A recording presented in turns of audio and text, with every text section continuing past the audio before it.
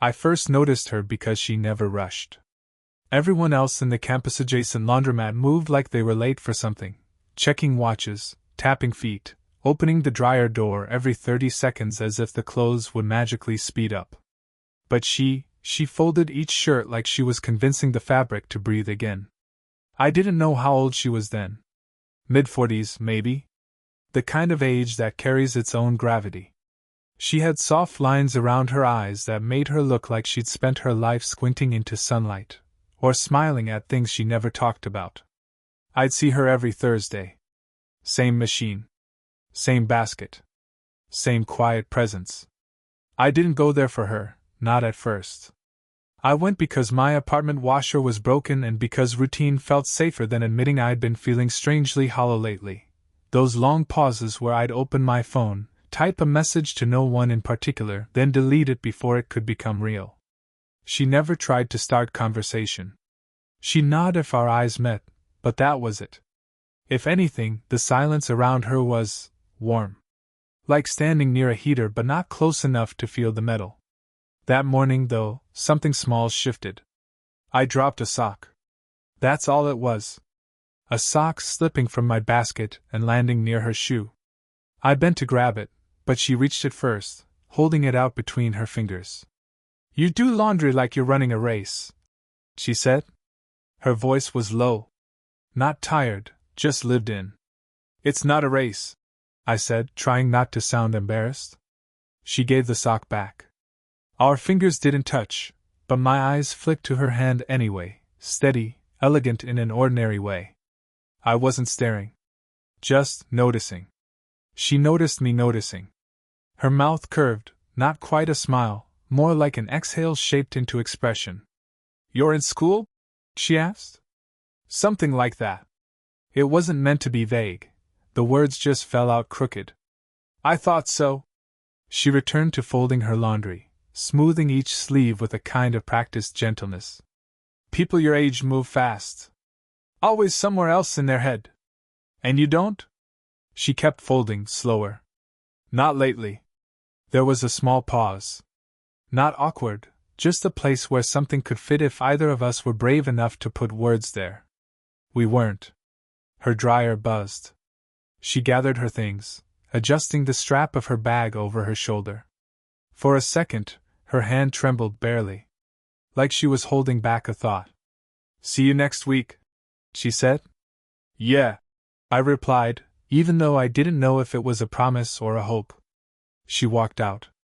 I pretended to focus on my socks, refolding the same one twice. My chest felt oddly full, like I'd inhaled too deeply and forgotten how to let go. When I finally checked my phone, a notification blinked, one I didn't expect. It was from the laundromat's automated system, but she had typed the message. I knew because the words sounded like her, clipped and careful. "You left a shirt in the dryer. I put it aside. Come get it whenever." The timestamp said she'd sent it right after she walked out. I stared at the message longer than I should have, thumb hovering over the keyboard, not sure what answering would mean. I didn't know then that this was the first moment, small, forgettable to anyone else, that would change everything. But I felt it. Somewhere low in my chest. Like a door had clicked open behind me, not in front. I went back that same evening, telling myself it was only for the shirt. It wasn't. The laundromat was quieter at night, machines humming like they were half asleep, the overhead lights dimmer than usual. She was there again, sitting on one of the plastic chairs like she'd been waiting for her clothes or for something she couldn't name. My shirt was folded on the chair beside her. "You came," she said. The words were simple, but she said them like they surprised her. "Didn't want to lose my favorite." I joked, though it wasn't my favorite. She must have known. She gave me this small, amused look. "You fold better than I expected," I added. She huffed a soft, dry laugh. "I live alone. If I don't do it, no one will." It was the first personal thing she'd ever offered without being asked. A piece of her life laid down between us, as casually as a hand on a table. "You have kids?" I said. I don't know why. Curiosity, maybe. Or something else I didn't want to examine too closely. "One," she said. "He's grown. We don't talk much." Her eyes drifted to the window as she said it. A pause formed, not heavy, just honest. "I'm sorry," I said quietly. "Don't be. It's life." She shifted in her chair, brushing invisible lint from her jeans. "People drift. Sometimes you don't notice it happening." I nodded. I didn't know her son, but suddenly I resented him for making her voice sound that tired. We sat like that for a moment, the hum of machines, the smell of detergent, the soft rhythm of her breathing next to mine. I noticed her fingers tapping lightly against her mug.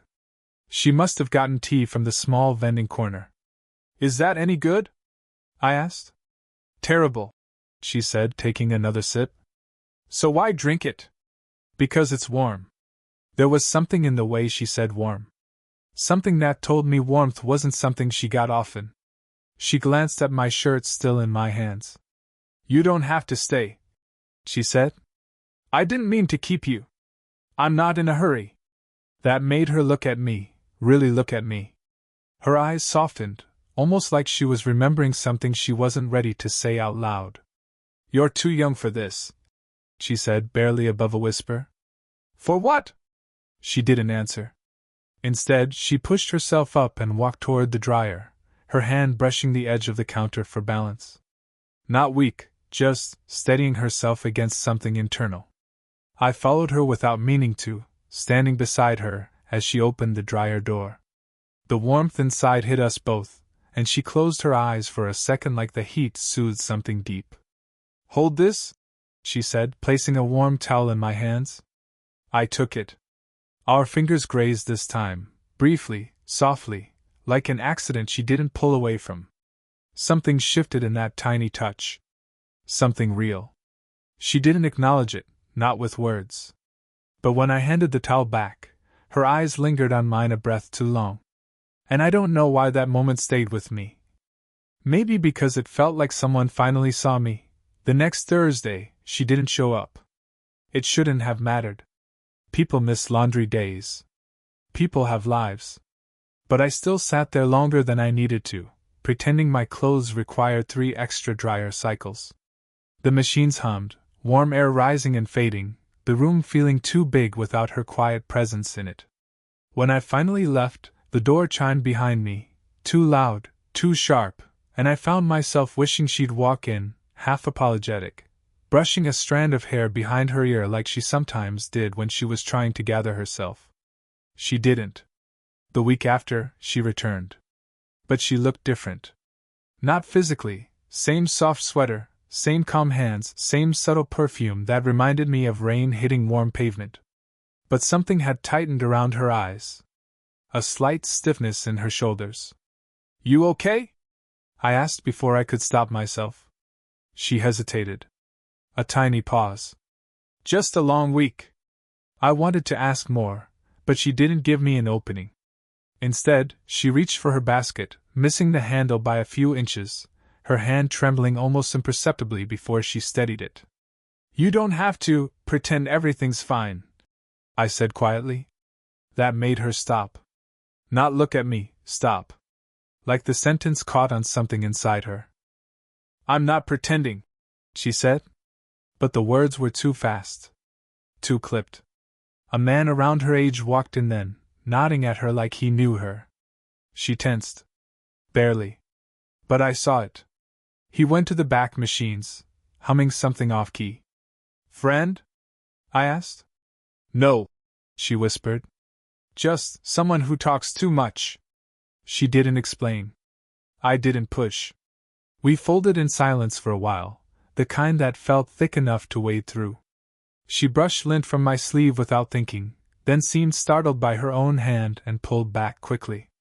"Sorry," she murmured. "It's fine." "It's not." She swallowed. "I shouldn't." She cut herself off, shaking her head. I watched her fingers worry the edge of a towel, twisting it slightly, then smoothing it again, like she was fighting an invisible argument with herself. "You're pulling away," I said quietly. Her lips parted, then closed. She didn't deny it. Instead, she glanced toward the man in the back, then down at her hands. People notice things, she said. They assume things. Let them assume. She let out a breath, half a laugh, half something like disbelief. You're too young to understand what assumptions can cost. Maybe I was. Maybe I wasn't. But when she reached for a heavy laundry bag, struggling slightly, I moved beside her and grabbed the other side without asking. Our hands brushed again. This time she didn't pull back immediately. Her fingers tightened for a second, just a second, like she needed that small anchor. You can't keep doing that, she whispered. Doing what? She looked up at me. Really looked. Her breath caught. Mine did too. Making it easy to forget the reasons I shouldn't. The bag slipped between us, landing softly on the bench behind her. We stood close, too close, but neither of us moved. Her hair brushed my cheek when she looked down. I felt the warmth of her exhale against my collar. For a heartbeat, everything narrowed. Her eyes, my hands, the small space between us that wasn't really space at all. She leaned in. Or maybe I did. We didn't kiss. Not exactly. But her forehead touched mine, barely, and she let it stay there, soft and trembling, like a confession she wasn't ready to speak. Then the dryer buzzed, startling us apart. She stepped back first. But the line had already been crossed, even if our mouths never touched. The next time I saw her, it wasn't in the laundromat. I was walking home from a late class, half listening to music through one earbud, when I spotted her sitting on a bench outside the small convenience store. She had a paper bag of groceries at her feet, and her elbows resting on her knees, hands clasped like she was praying for something she didn't believe would happen. She looked up when I approached. Her face changed, just slightly, but it was enough.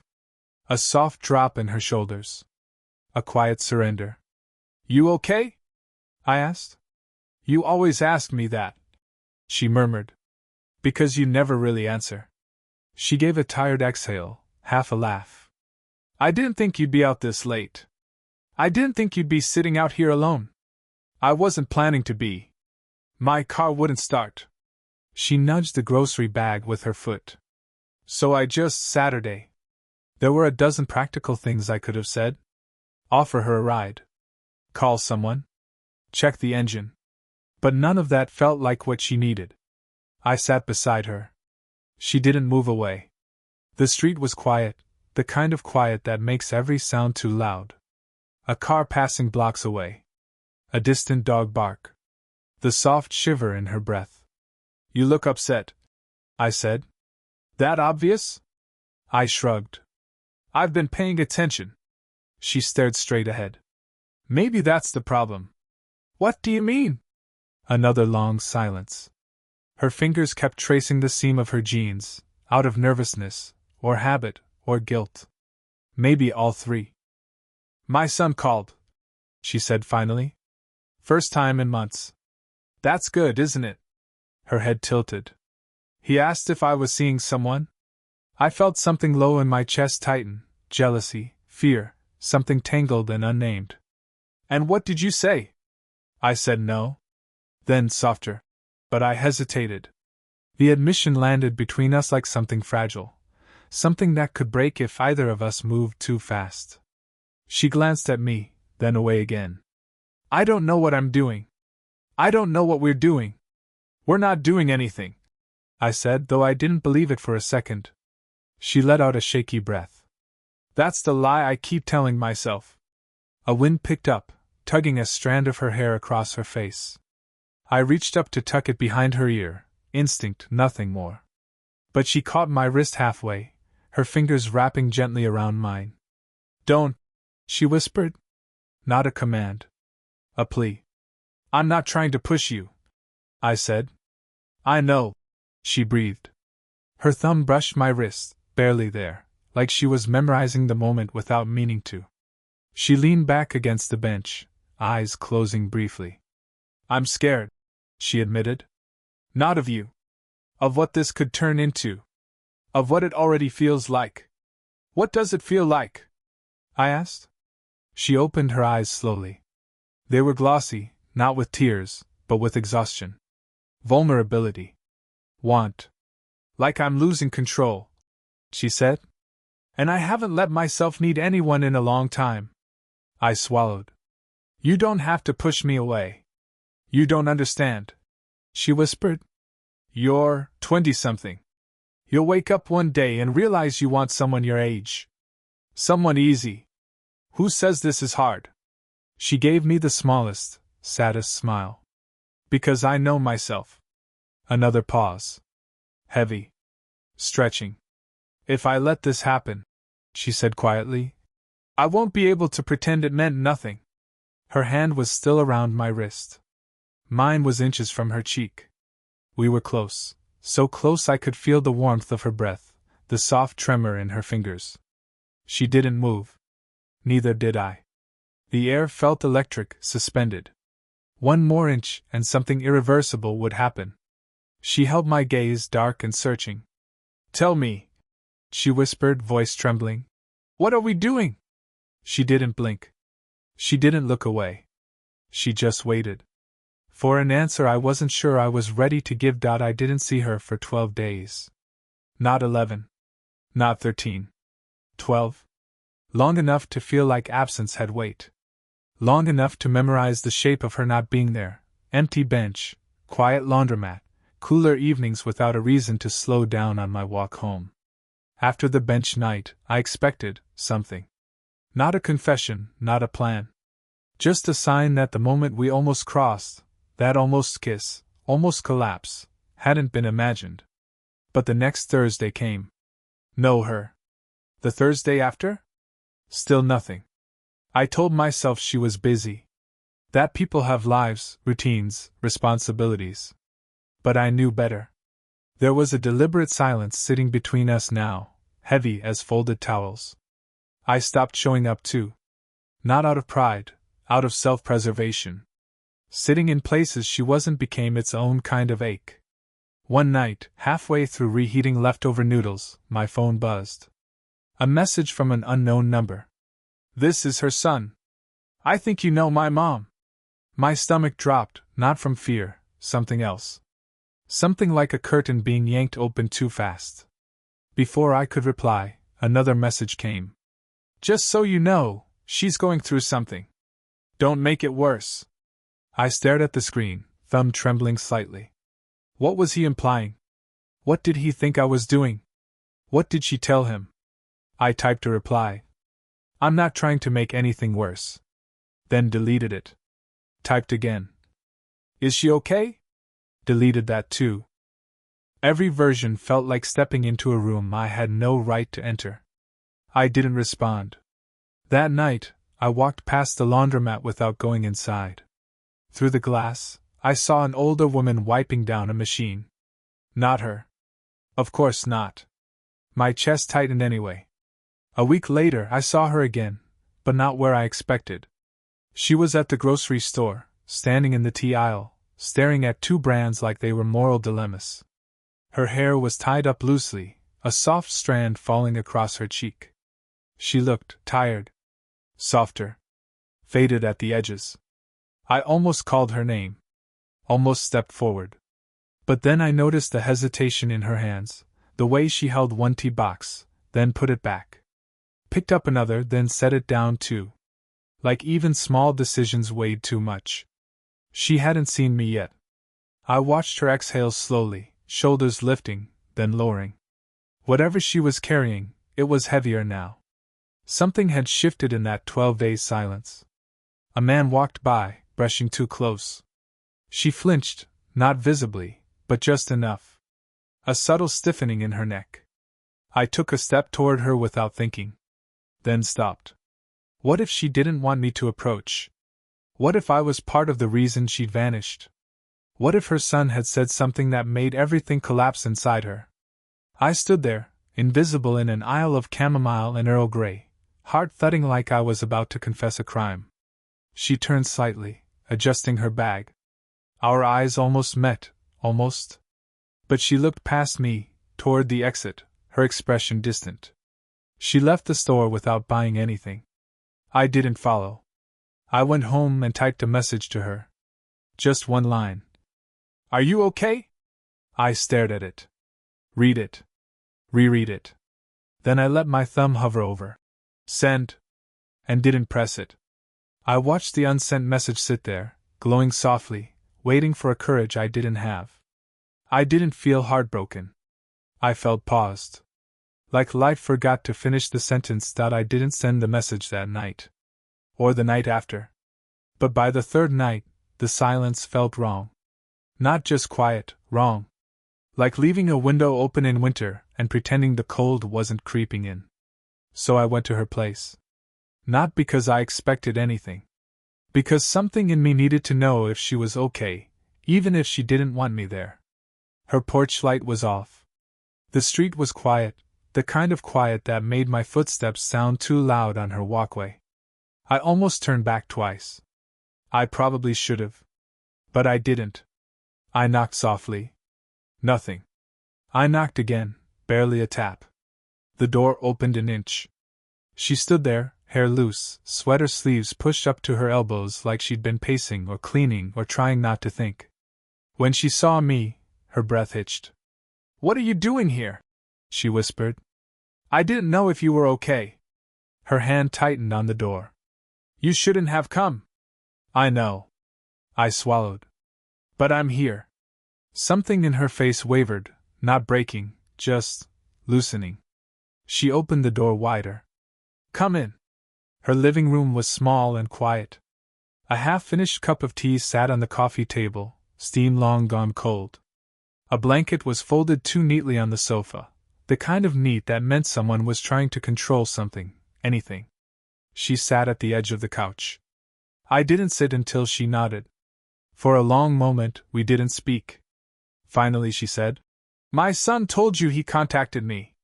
"He did. I didn't ask him to." "I know." She rubbed her thumb over her palm, a small, restless gesture. "He thinks I'm fragile." "Are you?" She let out a breath that wasn't quite a laugh. "Not in the way he thinks." "And in the way I think?" She looked at me then, fully, openly. Her eyes were tired but clearer than they'd been in weeks. "In the way you think," she said slowly, "I'm someone worth worrying about." A pause. "And I'm not used to that." Her words made something warm and painful twist in my chest. "You disappeared," I said. "I didn't know why. I panicked." She looked down at her hands. "I thought, if I stepped back, it would make things easier." "Did it?" She shook her head. "No. It made everything louder." I leaned forward slightly, careful, watching her expression. "I didn't want to make anything harder for you." "You didn't." A beat. "I did that to myself." She inhaled, steadying herself. "I like being around you. Too much. And I didn't know what that made me." "It makes you human," I said softly. She blinked, the smallest crack of emotion slipping through. "You're so young," she whispered. "I keep telling myself you'll regret this. And I keep telling myself I won't." The silence that followed wasn't tense this time, just full. She reached out then, hesitantly, like her hand weighed much more than it should. She placed her fingers lightly on my wrist, the same spot she'd held before, the same warmth. "You came anyway," she said. "I came because I care." Her eyes softened. "Say it quietly," she murmured, "so I can believe it." So I did. She closed her hand around my wrist, just enough to feel real. Her forehead lowered toward mine, not a kiss, not even a promise, just closeness she finally allowed herself. "Okay," she breathed. A small word. A human one. I felt her exhale against my skin, and for the first time in weeks, the pause inside me loosened. Okay.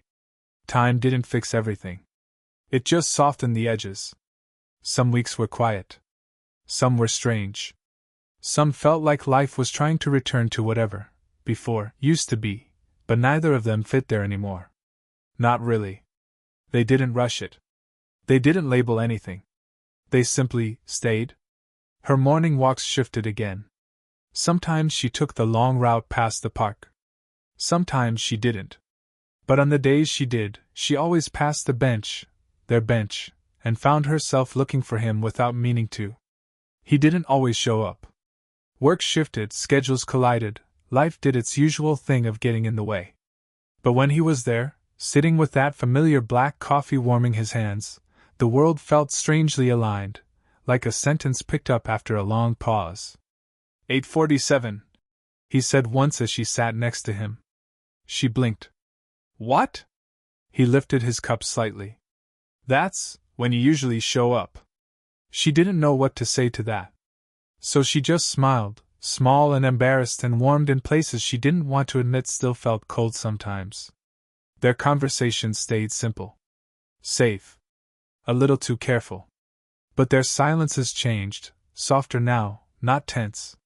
Like two people sitting with a shared truth they didn't need to press on. She still made tea.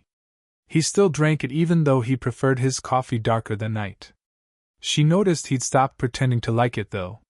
He still accepted it, just with a quiet, "It's too sweet," that made her laugh against the rim of her mug. Little things like that built the new rhythm. Not dramatic. Not cinematic. Just real. She didn't ask why he had pulled away before. He didn't ask why she had disappeared for those 2 days. They both knew the answers wouldn't change anything important, that fear could make people pause, hesitate, retreat. And healing wasn't something either of them could rush. One evening, after an unremarkable day, she found him waiting outside her building. Not planned. Not dramatic. He was just there. Hands in pockets. Shoulders tight, like he wasn't sure if he should stay or go. "I was nearby," he said, even though she knew he wasn't. They stood there in the warm dusk, the air smelling like rain that refused to fall. No big declarations. No sudden kissing. Just a soft step closer. Then another. Then his sleeve brushing her hand with the faintest pressure, permission, not assumption. She let her fingers hook around his, barely. A suggestion more than a gesture. His breath released like he'd been holding it for months. "Okay?" he asked quietly. Not a question about the moment. Not really. More like, "Are we choosing this? Even if it's slow? Even if it's not perfect?" She answered by leaning her shoulder into his just lightly enough to be undone later. "Okay," she whispered back. Not an ending. Not a beginning. Something between, steady, warm, earned. Later, when they sat together on the park bench again, sharing silence and mismatched drinks, she looked at him, and thought. This is what it feels like when life finally finishes the sentence. Did this story stay with you? What kind of quiet, real, slow burn love stories do you want to hear next?